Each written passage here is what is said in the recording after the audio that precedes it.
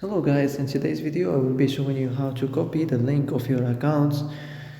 As you see, how to copy the link of your account on the share on your profile section on Rednote.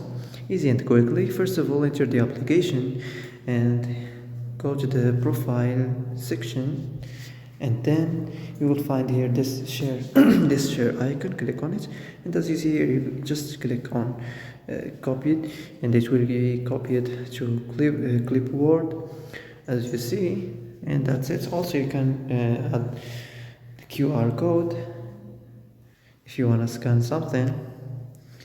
So that's it. So that's it for today's video. I hope this is the answer you've been looking for. If you like this video, don't forget to like and subscribe, and see you in the next video.